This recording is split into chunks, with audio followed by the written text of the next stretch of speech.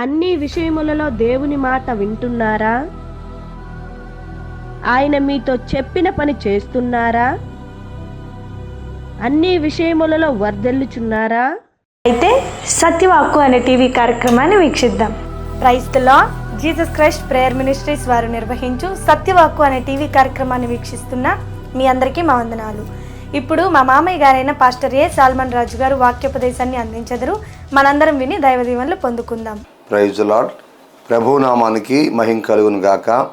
మన ప్రభువును రక్షకుడైన యేసుక్రీస్తు పరిశుద్ధమైన నామంలో సత్యవాక్కు అనే ఈ టీవీ కార్యక్రమాన్ని వీక్షిస్తున్న సహోదరి సహోదరులందరికీ వందనాలు తెలియపరుస్తున్నాం.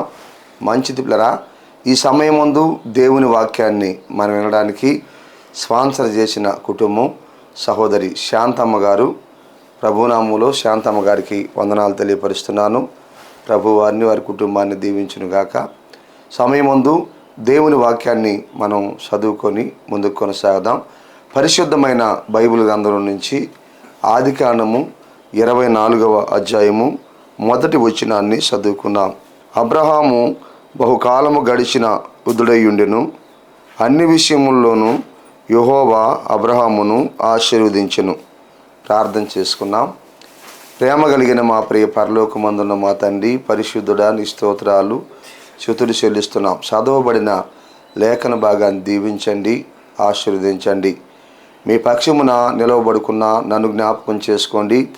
ఏ మాటలైతే మా అందరితో మీరు మాట్లాడాలి అని ఉద్దేశించున్నారో ప్రతి మాట నా హృదయంలో పెట్టి నోటి ద్వారా వినిపించి మీ నోటి బోరవలే వాడుకోమని ప్రార్థిస్తున్నాం. అలాగే నీ వాక్యాన్ని వినబోతున్న ప్రతి బిడ్డను జ్ఞాపకం చేసుకోండి ప్రభువా. వినగలిగిన చెవి, గ్రహించే జ్ఞానము, వాక్యానుసారమైన జీవితాన్ని దయచేయమని వేడుకుంటూ ప్రార్థిస్తూ చిన్న ప్రార్థన దీవించండి. ఈ వాక్యానికి స్పాన్సర్ చేసిన శాంతమ్మ గారిని దీవించండి, వారి కుటుంబాన్ని దీవించి ఆశీర్వదించమని యేసు నామములో అడుగుతున్నాను తండ్రి, ఆమేన్. ఈరోజు చదువుకున్నటువంటి ఈ వాక్యములో అబ్రహాము బహుకాలము గడిచిన వృద్ధుడయ్యుండెను.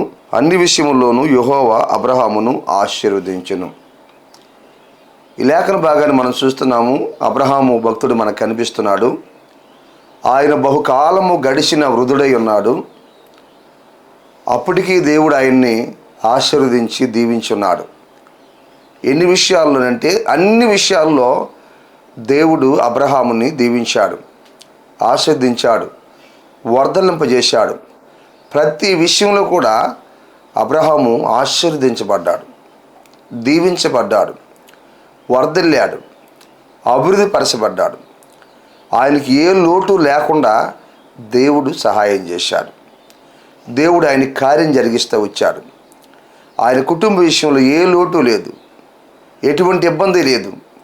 అన్నీ కూడా దేవుడే సమకూరుస్తా వచ్చాడు ప్రతి విషయంలో కూడా. అవును, క్రీస్తునందులరా, దేవుని యందు ఎవరైతే భయభక్తులు కలిగి దేవుని మార్గాల్లో నడుస్తూ ఉంటారో అటువంటి వారిని దేవుడు అన్ని విషయాల్లో ఆశీర్వదిస్తాడు, దీవిస్తాడు, వర్ధలింపజేస్తాడు. పిల్లరా, ఈ రీతిగా మనం కూడా ఆశీర్వదించబడాలి, దీవించబడాలి అంటే మనం ఏం చేయాలో కొన్ని విషయాల్ని మనం తెలుసుకున్నాం. ఈ వాక్యం వింటున్నటువంటి ప్రియ సహోదరి సహోదరుడా, మీ యొక్క జీవితాల్లో కూడా, మీ కుటుంబాల్లో కూడా మరి అన్ని విషయాల్లో ఆశీర్వదించబడాలి అనుకుంటున్నారా? అన్ని విషయాల్లో దీవించబడాలి అనుకుంటున్నారా? అయితే అబ్రహామును ఆశీర్వదించిన దేవుడు ఈరోజు నిన్ను నన్ను కూడా ఆయన ఆశీర్వదిస్తాడు, దీవిస్తాడు. తనకు విధేయులైనటువంటి వారిని, తన వాక్యానుసారంగా జీవించే వారిని దేవుడు ఆశీర్వదించి దీవిస్తాడు. ఈ విషయాన్ని మనందరం కూడా జ్ఞాపకం చేసుకోవాలి. అయితే మనం అన్ని విషయాల్లో మనం కూడా దీవించబడాలి, ఆశీర్వదించబడాలి అంటే మనం ఏం చేయాలి? ఈరోజు మన అంశం ఏంటంటే ఈ విషయంలో మనం ఎలా ఉండాలి అన్న విషయాన్ని గురించి మనం ఈరోజు తెలుసుకున్నాం. అబ్రహాం అన్ని విషయాల్లో ఆశీర్వదించబడ్డాడు. ఆ రీతిగా మనం కూడా ఆశీర్వదించబడాలంటే మనం అన్ని విషయాల్లో ఎలా ఉండాలి అన్న అంశంలో నుంచి దేవుని వాక్యాన్ని మనం ధ్యానం చేసుకొని ముందుకు కొనసాగదాం.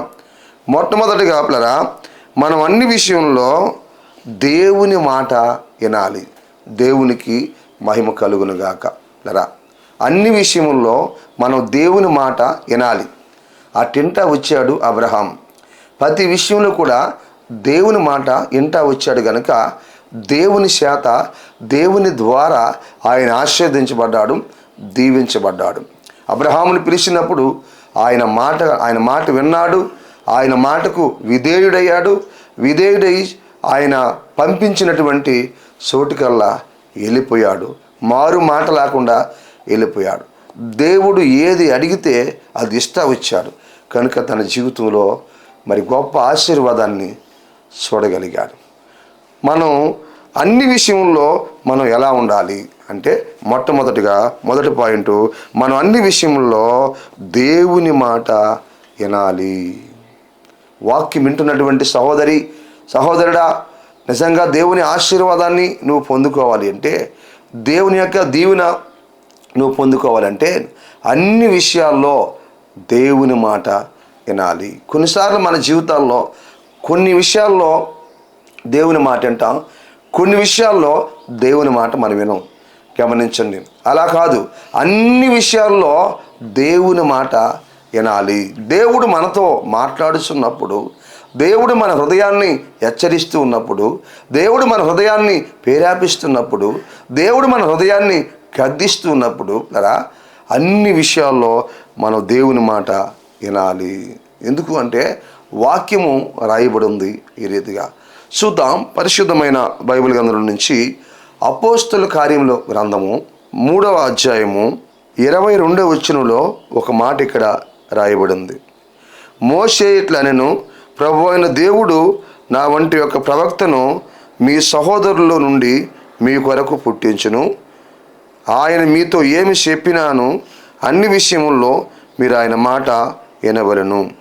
ఆ ప్రవక్త మాట విననివాడు ప్రజల్లో ఉండకుండా సర్వనాశనమగును అనెను.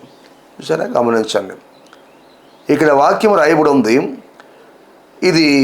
ఈ సందర్భం ఏంటంటే పేతురు గారు ప్రజలతో మాట్లాడుతూ ఉన్నాడు. పేతురు గారు మరి యోహాను పేతురులు శృంగారమైన దేవాలయం దగ్గరికి వెళుతున్నప్పుడు ఒక వ్యక్తిని అక్కడ కుంటివాడిని బాగు చేశారు. యేసు నామములో వారు బాగు చేయటం జరిగింది. యేసు నామంలో వాడిని పైకి లేవదీయటం జరిగింది. మరి వారి వైపు మా వైపు తేరి చూడమన్నారు. వారి వద్ద ఏమైనా దొరుకుతుందేమని వాడు తేరి చూశాడు. ఎండి బంగారాలు మా వద్ద లేవు, కానీ మాకు కలిగిందే మీకు ఇస్తున్నాము.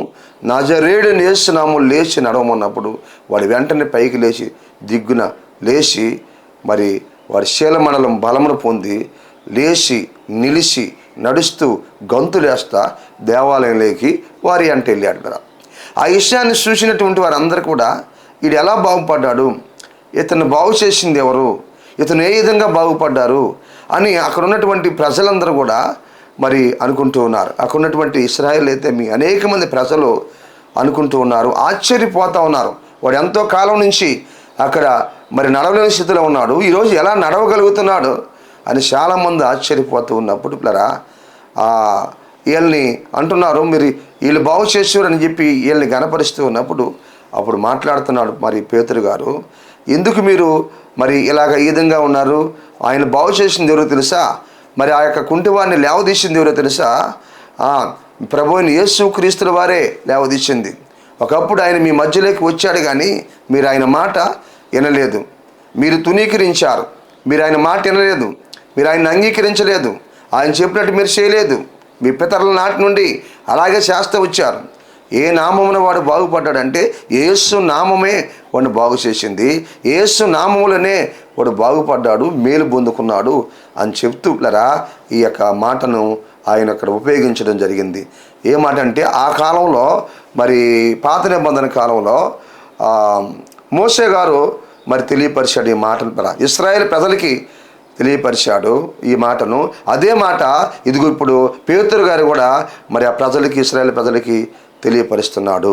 ఏమని తెలియపరుస్తున్నాడు అంటే, మోషే ఇట్లనెను, ప్రభు అయిన దేవుడు నా వంటి యొక్క ప్రవక్తను మీ సహోదరుల నుండి మీ కొరకు పుట్టించును.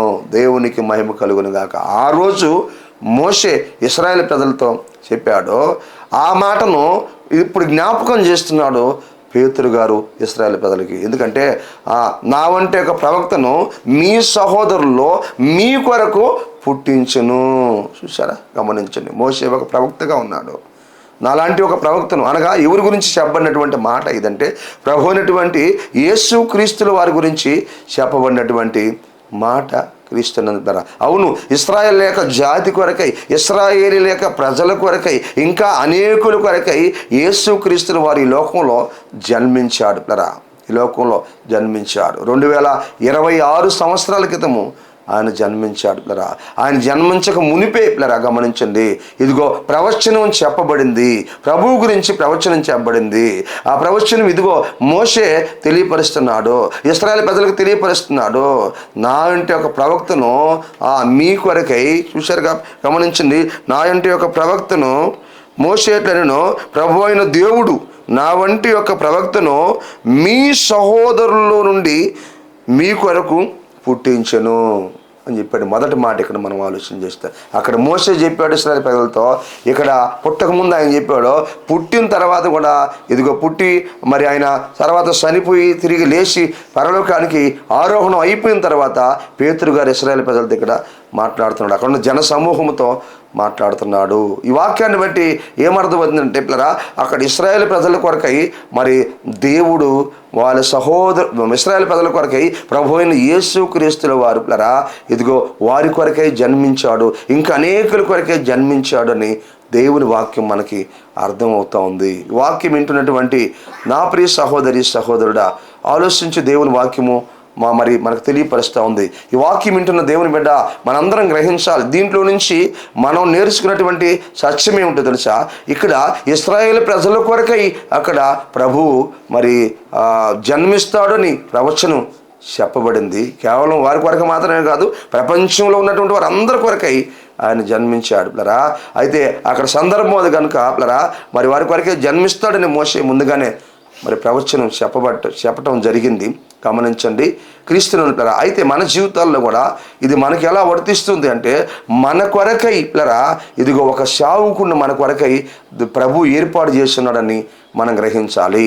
ప్రతి విశ్వాసి, ప్రతి యొక్క సహోదరుడు, ప్రతి సహోదరి సంఘానికి వెళుతున్నటువంటి వారు, సహవాసంలో ఉన్నటువంటి వారు వాళ్ళు గ్రహించాలా, ఒక దైవజనుని గురించి ఏం ఆలోచించాలి. ఒక సంఘంలో సంఘబిడ్డలంటే మా కొరకై దేవుడు ఒక సేవకుడిని ఏర్పాటు చేస్తున్నాడో, మా కుటుంబాల కొరకై దేవుడు ఒక సేవకుడిని ఏర్పాటు చేస్తున్నాడో, మా బిడ్డల కొరకై దేవుడు ఒక సేవకుడిని ఏర్పాటు చేస్తున్నాడో అని గ్రహించాల్సిన వారిగా ఉన్నారు క్రీస్తు యేసునందు.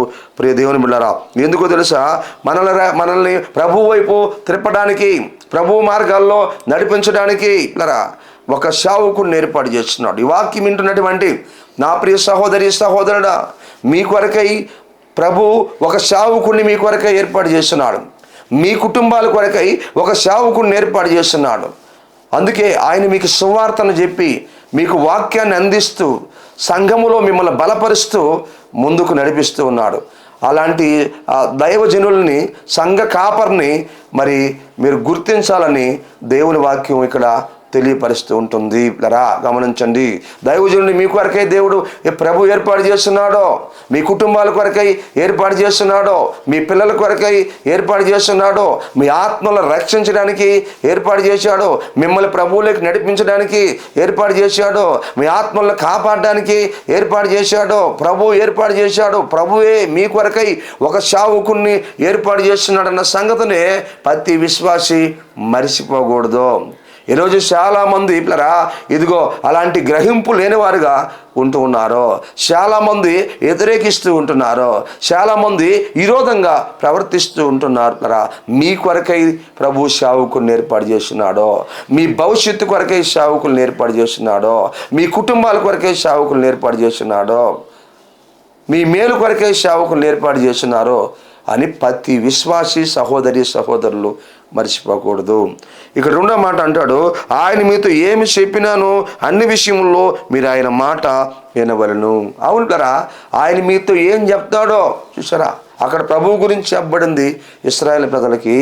ఇశ్రాయేలు ప్రజలతో మాట్లాడుతూ చెప్తున్నాడు, మీ కొరకై ఒక ప్రవక్తను ఏర్పాటు చేస్తున్నాడు మొదటి మాట. రెండో మాట, ఆయన మీతో ఏమి చెప్పినానో ఆయన మాట మీరు ఏం చేయాలి? వినాలి. ప్రభువు మాట వినాలి అని దాని అర్థము. క్రీస్తు యేసునందు ప్రియ దేవుని బిడ్డలారా గమనించండి, దేవుని వాక్యం మనకి ఇక్కడ తెలియపరుస్తూ ఉంటుంది. ఆయన ఏం చెప్పినా వినాలి. ప్రభు ఏం చెప్పినా ఇశ్రాయేలు ప్రజలు వినాలి. వాళ్ళ కొరకై మరి ప్రభువు రావటం జరిగింది. పిల్లరా గమనించండి, దేవుడు ఏర్పాటు చేశాడు ప్రజల కొరకై, నశించిపోతున్నటువంటి వారి కొరకై ఏర్పాటు చేశాడు కనుక ఆయన మీతో ఏమి చెప్పినను మీరు ఆయన మాట వినాలి.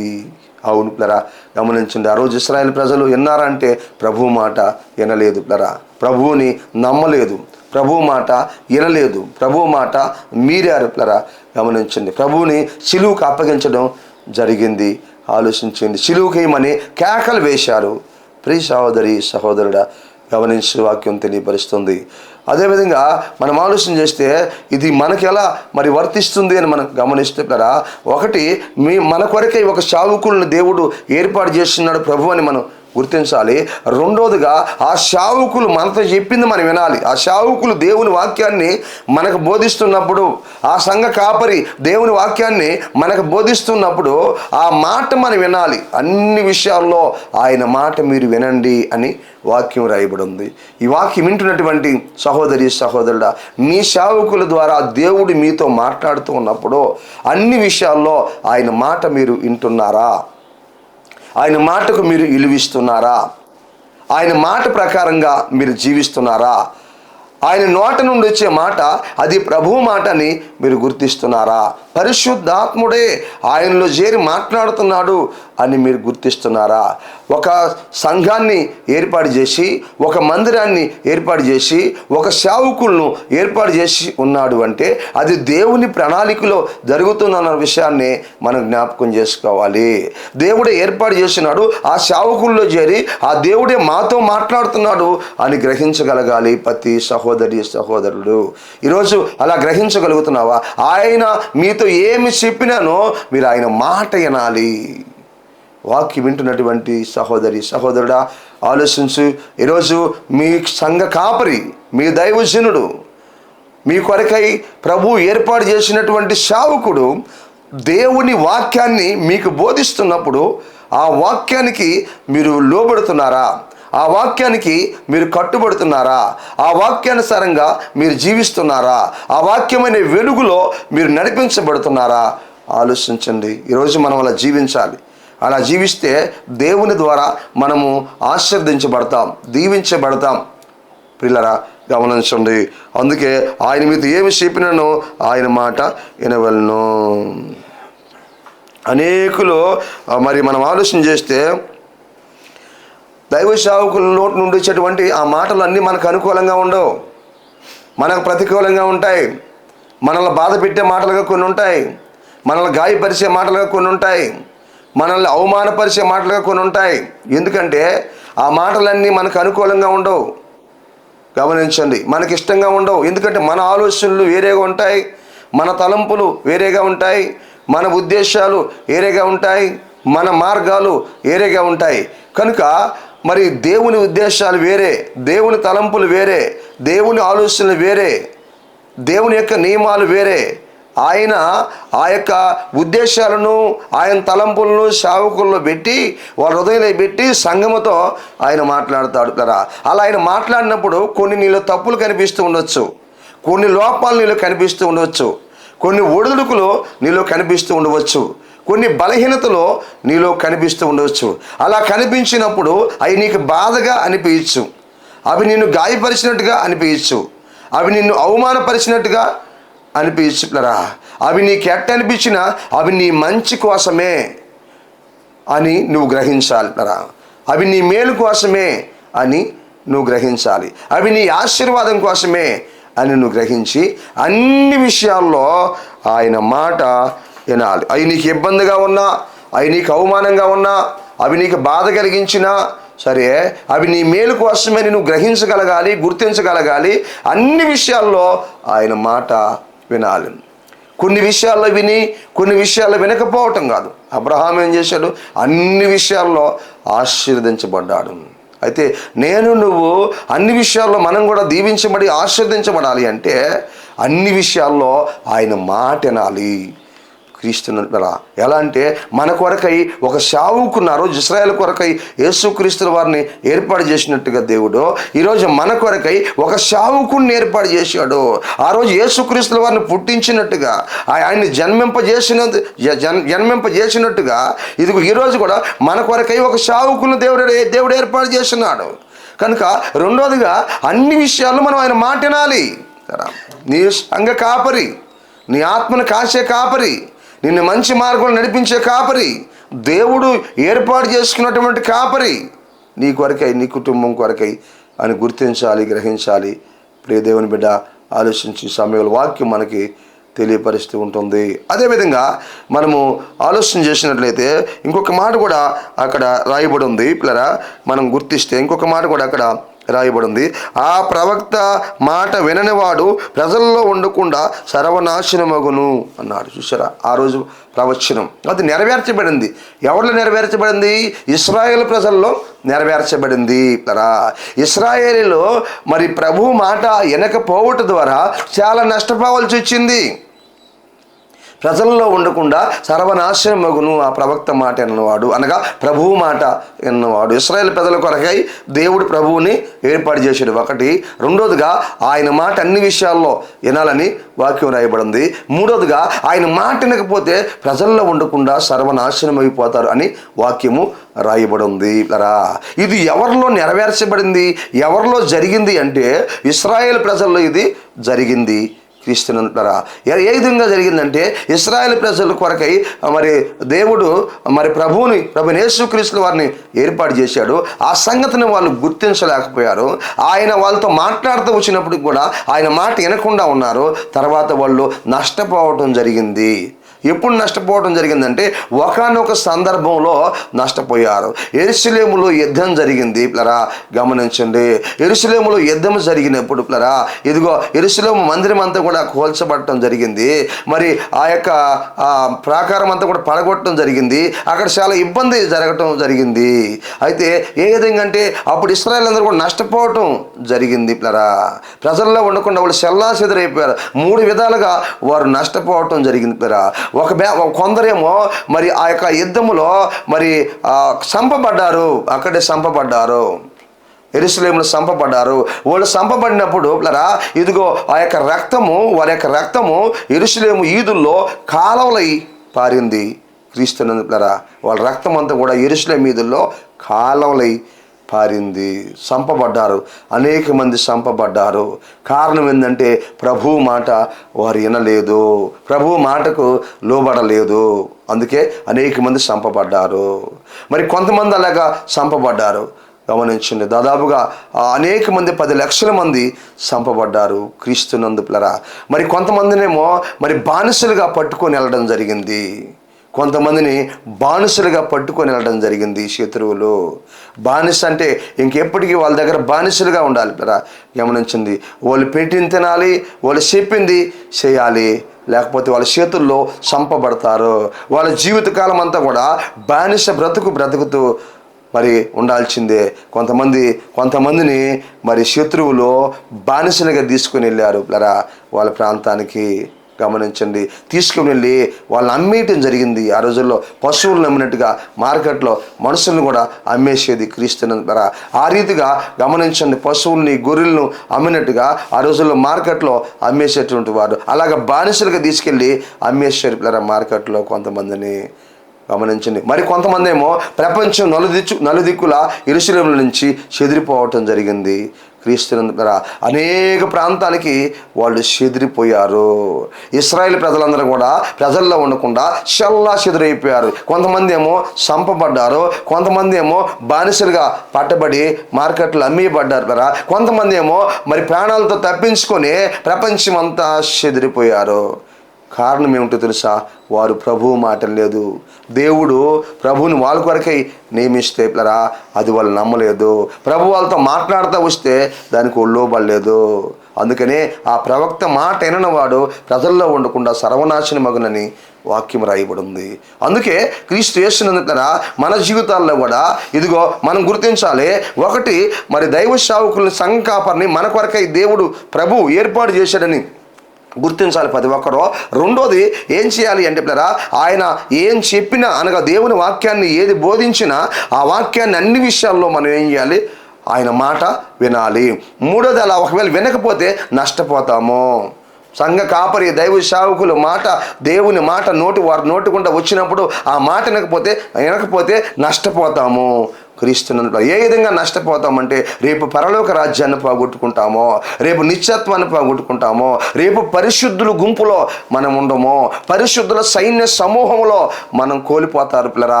ఎవరైతే ఇక్కడ మాట వినకుండా తిరుగుబాటు చేస్తారో సంఘంలో ఉంటూ, అటువంటి వారు పిల్లరా ప్రజల్లో ఉండకుండా వాళ్ళు సర్వనాశనమైపోతారని అక్కడ చెప్పబడిన రీతిగా అది ఆ వాక్యం మన విషయంలో ఏ విధంగా అది మరి నెరవేర్పులోకి వస్తుంది అంటే పిల్లరా, పరిశుద్ధ సైన్య సమూహం అనేటువంటి ఒక సమూహం పరలోకంలో ఉండబోతున్నారు. రేపు ఆ సమూహంలో ఉండకుండా నష్టపోతారు పిల్లరా.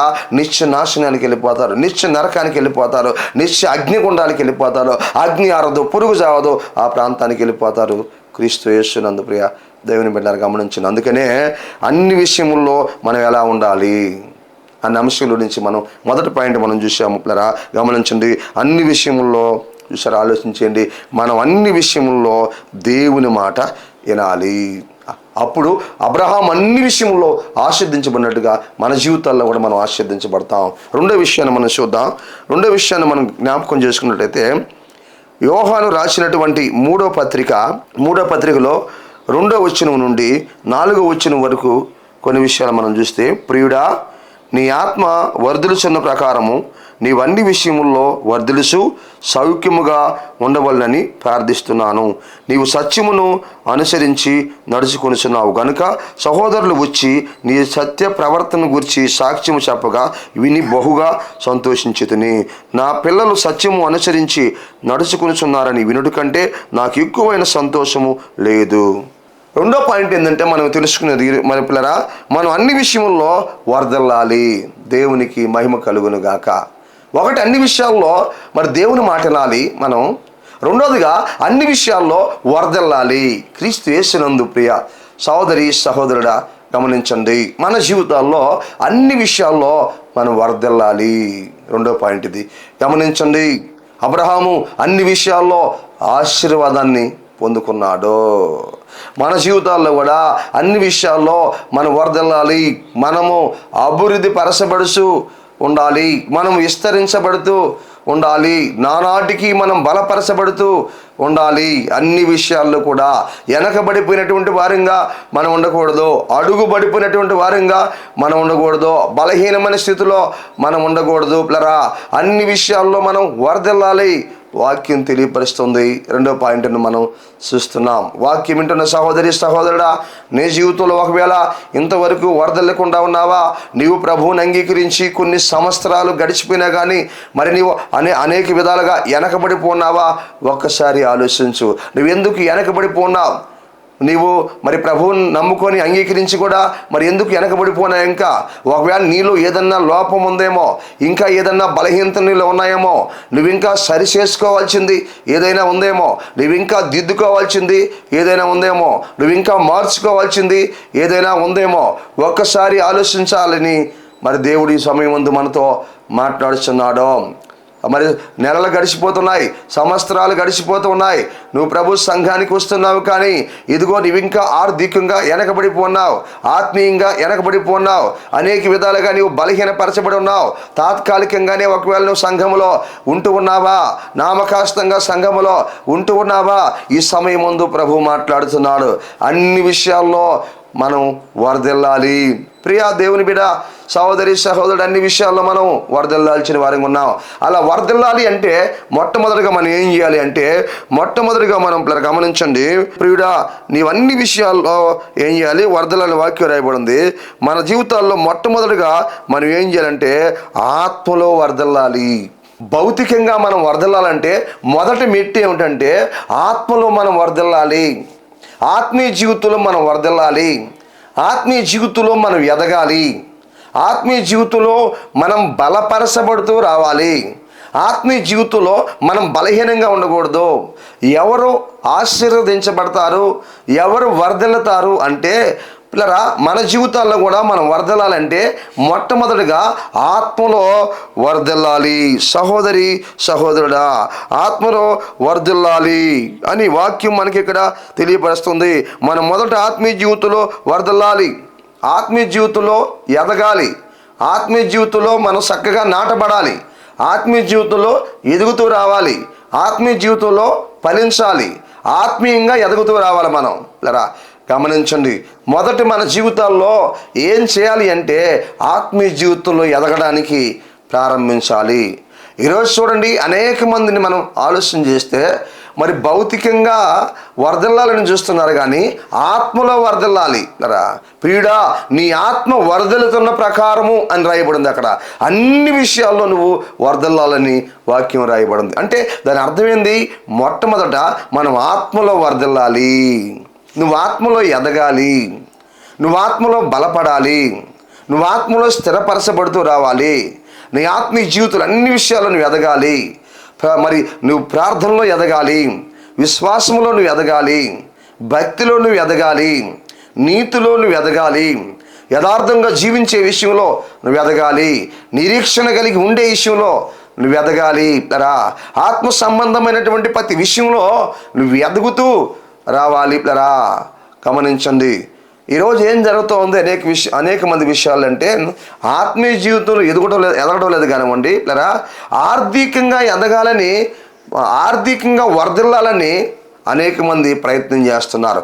క్రైస్తవ సహోదరి సహోదరుల్లో పిల్లరా, ముందు ఆత్మీయంగా ఎదగకపోతే ఆర్థికంగా మనము బలపరచబడలేమో. ముందు ఆత్మలో మనం వర్ధిల్లకపోతే ఆర్థికంగా కూడా మనము వర్ధిల్లలేము. మన జీవితాల్లో మొట్టమొదటిగా ముందు ఆత్మీయ జీవితంలో మనం వర్ధిల్లాలి. దేవుడి వాక్యం మనకు తెలియపరుస్తుంది, నువ్వు ఆత్మలో ఎదుగుతూ రావాలి. రోజులు గడుస్తూ ఉన్నప్పుడు, వారాలు గడిచే కొలది, నెలలు గడిచే కొలది, సంవత్సరాలు గడిచే కొలది ఆత్మీయ జీవితంలో ప్రతిరోజు కూడా నువ్వు ఎదుగుతూ రావాలి. గమనించండి, ఒక మొక్కను మనం వేసినప్పుడు ఒక మొక్కలో ప్రతిరోజు కూడా ఒక కొత్త ఇగురు మనకు కనిపిస్తూ ఉంది, ఒక కొత్త రూపం దాంట్లో కనిపిస్తూ ఉంది, దాంట్లో కొత్త అభివృద్ధి మనకు కనిపిస్తూ ఉంటుంది. పిల్లరా గమనించండి, ప్రతిరోజు దాంట్లో కొత్త రూపం కనిపిస్తూ ఉంది, ప్రతిరోజు దాంట్లో ఒక ఎదుగుదల మనకి కనిపిస్తూ ఉంది, ఒక అభివృద్ధి మనకి కనిపిస్తూ ఉంటుంది. మన జీవితాల్లో కూడా ఆత్మీయ జీవితంలో మనం ఎదగాల్సినటువంటి వారంగా ఉన్నాము. వాక్యం వింటున్నటువంటి ప్రియ సహోదరి సహోదరుడు, ఈరోజు నువ్వు ఎలా ఉన్నావు? ఆత్మీయ జీవితం ఎదుగుతున్నావా? ఆత్మలను వర్ధిల్లుతున్నావా? ఆత్మీయంగానే కొనసాగుతున్నావా? ఆత్మ నడిపింపు కలిగి ఉన్నావా? ఆత్మ ప్రేరేపణ కలిగి ఉన్నావా? ఆత్మ నింపుదల కలిగి ఉన్నావా? ఆత్మతో సంబంధం సహవాసం కలిగినటువంటి బిడ్డగా నీవున్నావా? ఒక్కసారి ఆలోచించు.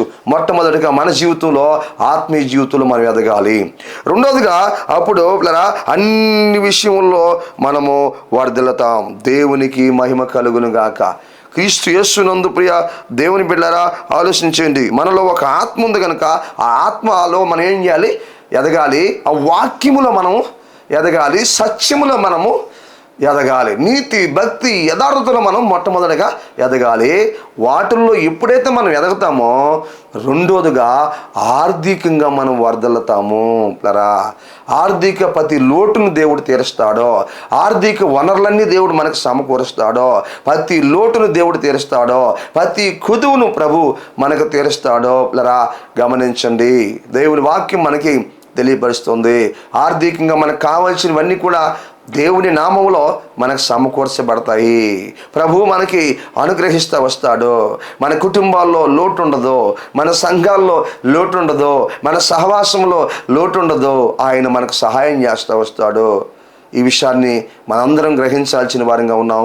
ఈ సమయం ముందు వాక్యం వింటున్నటువంటి సహోదరి సహోదరుడా, ఆలోచించు, వాక్యం తెలియపరుస్తుంది. అందుకే రెండోదిగా మనం ఆర్థికంగా మరి వరదలుతాము. మొట్టమొదటిగా ఆత్మలో వరదల్లాలి, ఆత్మలో అభివృద్ధి అవ్వాలి. రెండోదిగా ఆర్థికంగా మనము వరదలుతాము. నీ కుటుంబంలో ఏమీ తక్కువ ఉండదు, నీ పిల్లలకి ఏమీ తక్కువ ఉండదు. ప్రతి లోటును ప్రభు తీరుస్తాడో, ప్రతి కుదువును ప్రభు తీరుస్తాడో, ప్రతి ఈవిని ప్రభు నీకు అనుగ్రహిస్తాడు. ఈ వాక్యం వింటున్నటువంటి సహోదరి సహోదరుడా, ఆలోచించు. తర్వాత మనం అలా ఎదిగిన కొలది ఇంకొక విషయాన్ని మనము ఆలోచన చేస్తే ప్రియ దేవుని బిడ్డలు గమనించండి. మనం ఆత్మీయ జీవితం ఎదుగుతున్నాం అనుకోండి, దేవా నన్ను ఆశీర్వదించని మనం అడగబడలేదు దేవుడిని. మనం ఆత్మీయ జీవితం ఎదగడానికి ప్రారంభిస్తే నన్ను ఆశీర్వదించు, నన్ను దీవించు అని మనం అడగకపోయినా దేవుడు మన అవసరాలను ఎరిగి మనల్ని ఆశీర్దిస్తాడు. దేవుడు మన కొదువులు, కొరతలు, లోట్లు ఎరిగి మనల్ని ఆశీర్దిస్తాడు. మొట్టమొదటిగా మనం ఆత్మీయ జీవితం ఎదగడానికి ప్రారంభిస్తే ఆర్థికంగా దేవుడే మనల్ని ఆశీర్దిస్తాడు, వృద్ధిలోనికి తీసుకొస్తాడు. ప్రత్యేకంగా మనం నన్ను ఆశీర్వదించదేవా, నన్ను దీవించే ప్రభువా అని అడగనక్కర్లేదు. మనం అడక్క మునిపే మన అక్కర్లు ఎరిగినటువంటి ప్రభు మన ప్రతి అవసరము క్రీస్తు యేసు ప్రభు నామములో ఆయన మనకు నెరవేరుస్తాడు, మన తీరుస్తాడు, ప్రతి అవసరం కూడా తీరుస్తాడు ఆయన. గమనించండి. అలా మనం ఎదుగుతున్నప్పుడు ఆర్థికంగా రెండోది. మూడోది మనం ఏం చేయాలంటే అక్కడ చదువుకున్న వాక్య ప్రకారం నువ్వు సత్యమును అనుసరించి నడుచుకునిచున్నావు గనుక మనం సత్యాన్ని అనుసరించి నడుచుకోవాలి. దేవునికి మహిమ కలుగును గాక. అలా మనం ఎదుగుతున్నప్పుడు, అలా మనం బలపడుతున్నప్పుడు మనం సత్యాన్ని అనుసరించి నడుచుకోవాలి. కొంతమంది గమనించండి, కొద్ది రోజులు ఆత్మీయంగా ఎదగతారు, ఆ తర్వాత దేవుడు వారిని ఆర్థికంగా వారిని వర్ధలింపజేసిన తర్వాత సత్యానికి దూరం అయిపోతారు. గమనించండి, సత్యానికి దూరం అయిపోతారో, సత్యములో నుంచి తొలగిపోతారో, నీతి, విశ్వాసం, భక్తిలో నుంచి తొలగిపోతారో, అసత్యంలోకి వెళ్ళిపోతారు. ఒక స్థాయి వచ్చేతలకే, ఒక రేంజ్ వచ్చేతలకే, ఒక మంచి మేలు జరిగేతలకే మరి కొంతమంది అసత్యంలోకి వెళ్ళిపోతారు. మనల్ని దేవుడు ఎంత దీవించినా, ఎంత ఆశీర్వదించినా మనం మొదటి స్థితిని మనం మర్చిపోకూడదు. ఏ స్థితిలో నుంచి మనం వచ్చామో, ఏ స్థాయిలో నుంచి మనం వచ్చామో, ఎటువంటి పరిస్థితుల నుంచి మనం వచ్చామో, ఎక్కడి నుంచి ప్రభు మనల్ని లేవదీశాడో, ఎక్కడి నుంచి లేవదీసి ఎక్కడ పెట్టున్నాడో, ఈరోజు ఏ స్థితిలో మనం ఉన్నామో, ఏ పరిస్థితుల్లో మనం ఉన్నామో అన్న విషయాన్ని మనం మర్చిపోకూడదు. సత్యాన్ని అనుసరించి నడుస్తూ ఉండాలి. ఇలా గమనించండి, కొంతమంది మరిచిపోతారు, సత్యానికి దూరం అయిపోతారు. అలా మనం ఉండకూడదు. మనం వర్ధలే కొలది, మనము ఆత్మలో వర్ధలే కొలది, మనము ఆత్మీయ జీవితంలో వర్ధలే కొలది, మనం భౌతికంగా ఆర్థికంగా వర్ధలే కొంది ఇంకా సత్యాన్ని ఇంకా ఎంబడిస్తూ సత్యమైనటువంటి మార్గంలో మనం కొనసాగాలి. ఎక్కడ అసత్యానికి మనలో తావు లేకుండా ఉండాలి. మేలు జరిగిన తర్వాత ప్రభువుని మర్చిపోకూడదు, మేలు జరిగిన తర్వాత సత్యాన్ని మర్చిపోకూడదు, మేలు జరిగిన తర్వాత వాక్యాన్ని మర్చిపోకూడదు. ఏ వాక్యం మనల్ని బలపరిచిందో, ఏ ప్రభువు మనకు సహాయం చేశాడో ఆయన్ని మనం మర్చిపోకూడదు, ఆ సత్యాన్ని మనం విడిచిపెట్టకూడదు. పిల్లరా గమనించండి. అందుకే మనం ఎంత దీవించబడ్డా, ఆశీర్వదించబడ్డా సత్యాన్ని అనుసరిస్తూ ఉండాలి. ప్రియ సహోదరి, సహోదరుడా గమనించండి. అలా మనం సత్యాన్ని మూడోదిగా అనుసరించినప్పుడు ఇంకొక మాట నాలుగోదిగా అంటాడు, నా పిల్లలు సత్యమును అనుసరించి నడుచుకునిచున్నారని వినుడి కంటే నాకు ఎక్కువైన సంతోషము లేదు. సత్యాన్ని మనం అనుసరిస్తే ప్రభువుకు సంతోషం, దేవునికి మహిమ కలుగును గాక. ఈ వాక్యం వింటున్నటువంటి సహోదరి, సహోదరుడా, నేను, నువ్వు మనందరమే సత్యాన్ని అనుసరిస్తే ఆయన పిల్లలుగా ఆయనకు సంతోషం. నాలుగోదిగా గమనించండి, మనం సత్యాన్ని అనుసరించి నడుస్తున్నప్పుడు ఆయన పిల్లలుగా, ఆయన బిడ్డలుగా, ఆయన సొత్తుగా, ఆయన రక్తముగా, ఆయన ఏర్పాటు చేసుకున్నటువంటి వారుగా మనం ఇదిగో సత్యాన్ని అనుసరించి నడుస్తున్నప్పుడు ఆ ప్రభువుకి మనం అంటే సంతోషం, ప్రభువుని సంతోషపెట్టే వారంగా ఉండాలి. ఈ వాక్యం వింటున్న సహోదరి, సహోదరుడా, నీ యందు ఎప్పుడు ప్రభు సంతోషపడతాడో తెలుసా? నువ్వు సత్యాన్ని అనుసరించి నడుస్తున్నప్పుడు ఆయనకు సంతోషం, నువ్వు నీతిని అనుసరించి నడుస్తున్నప్పుడు ఆయనకు సంతోషం, నువ్వు యథార్థంగా బ్రతుకుతున్నప్పుడు ఆయనకు సంతోషం, నువ్వు భక్తిగా బ్రతుకుతున్నప్పుడు ఆయనకు సంతోషము, నువ్వు మంచి సాక్ష్యాన్ని కలిగి జీవిస్తున్నప్పుడు ఆయనకు సంతోషము. దానికంటే మరొక సంతోషము లేదు అంటాడు ప్రభు అక్కడ. దానికంటే ఇంకొకటి సంతోషము, నాకు ఎక్కువైన సంతోషము లేదు అంటాడు కదా. అవును కదా, నిజమే కదా. ఆయన పిల్లలుగా నేను, నువ్వు మనందరం సత్యమైన మార్గంలో నడుస్తున్నప్పుడు ప్రభువుకి ఎంతో సంతోషం మనల్ని బట్టి. వాక్యం వింటున్నటువంటి సహోదరి, సహోదరుడా, ఒకవేళ నీ జీవితంలో నువ్వు అసత్యంలో నడుస్తున్నావేమో ఇంతవరకు ఆలోచించు. ఈ సమయం ముందు పరిశుద్ధాత్ముడు నీతో మాట్లాడుతున్నాడు. నువ్వు ఉన్నటువంటి అసత్యం నుంచి బయటికి రా, నువ్వు ఉన్నటువంటి బంధకాల నుంచి బయటికి రా. ఒకవేళ ప్రభువు నిన్ను ఆశీర్వదించిన తర్వాత నువ్వు సత్యానికి దూరంగా ఉన్నావేమో ఆలోచించు. నువ్వు సత్యానికి దూరంగా ఉండుటని బట్టి నీ ప్రభు నిన్ను గురించి సంతోషపడటం లేదో, నిన్ను గురించి బాధపడుతున్నాడో ఒక్కసారి ఆలోచించు. దేవుని బిడ్డ, సహోదరి, సహోదరుడా గమనించు. అందుకే వాక్యం తెలియపరుస్తుంది, అబ్రహాము బహుకాలము గడిచిన వృద్ధుడై ఉండినో అన్ని విషయముల్లోనూ యెహోవా అబ్రహామును ఆశీర్వదించును. దేవునికి మహిమ కలుగును గాక. మన అంశం అన్ని విషయంలో మనం ఎలా ఉండాలి అంటే, ఒకటి దేవుని మాట వినాలి. అన్ని విషయాల్లో దేవుని మాట వినాలి. నీకు అనుకూలంగా ఉన్నా ప్రతికూలంగా ఉన్నా ప్రతి విషయంలో దేవుని మాట మనం వినాలి. ఎందుకంటే మన కొరకై దేవుడు ఒక సేవకుడిని ఏర్పాటు చేశాడని ఒకటి గుర్తించాలి. రెండోది, ఆ సేవకుడు నోటి నుండి వచ్చే దేవుని వాక్యాన్ని ప్రతి మాట మనం అన్ని విషయాల్లో విని లోబడి ఆయన మాట వినాలని వాక్యం తెలియపరుస్తుంది. అదేవిధంగా మూడోది, ఆ మాట కానీ వినకపోతే నీకోసం ఏర్పాటు చేసే సంఘ కాపరి మాట, దేవుని మాట నువ్వు వినకపోతే నష్టపోతావు, రేపు పరలోక రాజ్యాన్ని పోగొట్టుకుంటావని వాక్యం మనకు అర్థమవుతుంది. ఇక్కడ వాక్యం తెలియపరిచింది, గమనించండి. రెండో విషయాన్ని మనం చూసాం, మనం అన్ని విషయంలో వర్ధిల్లాలి. అన్ని విషయంలో వర్ధిల్లాలి. ఏ విధంగా వర్ధిల్లాలి అంటే, మొట్టమొదటిగా ఆత్మీయ జీవితంలో మనం వర్ధిల్లాలి. రెండోదిగా అప్పుడు ఆర్థికంగా మనం వర్ధిల్లుతాము. మూడోదిగా అలా వర్ధిల్లుతున్నప్పుడు సత్యాన్ని మనం విడిచిపెట్టకుండా సత్యాన్ని అనుసరించి మనం నడుచుకోవాలా. మరి సత్యాన్ని అలా అనుసరించి మనం నడుచుకుంటున్నప్పుడు నాలుగోదిగా మనల్ని బట్టి ప్రభు సంతోషపడతాడు.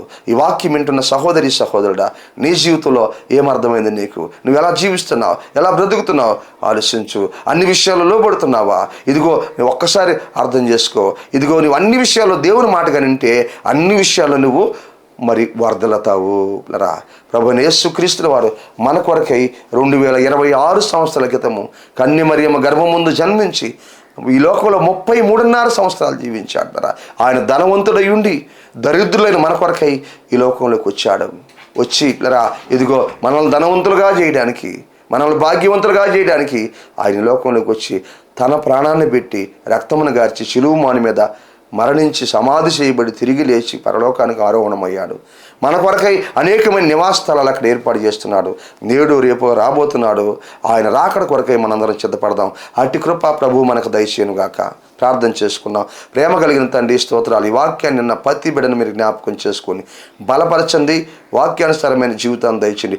అన్ని విషయంలో మీ మాట వినే కృప దయచేయండి ప్రభు. అన్ని విషయాల్లో వర్ధిల్లే కృప మీరు దయచేయమని వేడుకుంటున్నాం. వాక్యాన్ని ప్రతి బిడ్డని, ప్రతి కుటుంబాన్ని, ప్రతి సంఘాన్ని దీవించి ఆశీర్వదించండి. అదేవిధంగా ఈ వాక్యానికి స్పాన్సర్ చేసిన శాంతమ్మ గారిని, వాళ్ళ కుటుంబాన్ని, బిడ్డల్ని మీరు దీవించి ఆశీర్వదించి వర్ధలింపజేసి మహిమ పొందుకోమని చిన్న ప్రార్థన దీవించమని యేసు నామములో అడుగుతున్నాను తండ్రి, ఆమేన్.